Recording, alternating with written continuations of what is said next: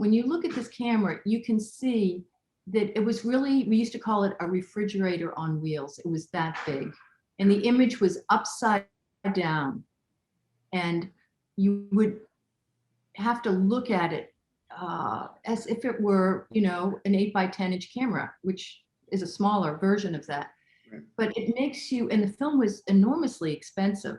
I mean, it would be, you know, I used it 2 years ago and it was $200 a sheet. And when I used it back, you know, when I was first starting out, it was still $125 a sheet. That was a big price. And so you couldn't be, there was no motor drive. You weren't taking 100 images to get one good one. And so I worked slowly and waited and built my set and what I wanted in there, almost like a director would.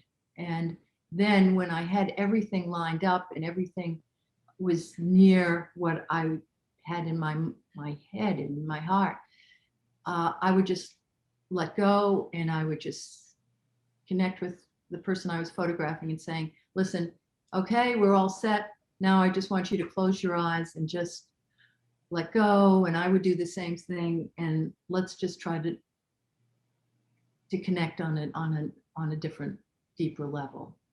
I'm a perfectionist and I wanted my everything to have this timeless feeling. So I painted most of the backdrops I used and I collected different props. Living in New York City, there were so many places I could go, flea markets every weekend. And I also made a lot of my own props that I used in these pictures. And all of that was part of the process of preparing.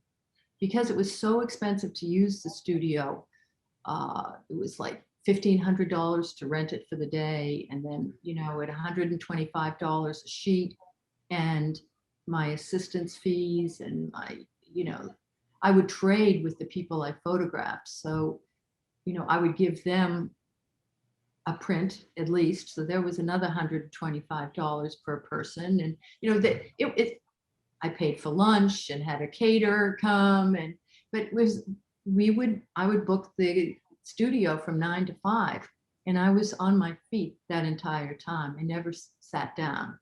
I'm not somebody who when I have a mission, I just do it. And it was exciting for me. And then I'd have to pack up everything and bring it back to my own studio.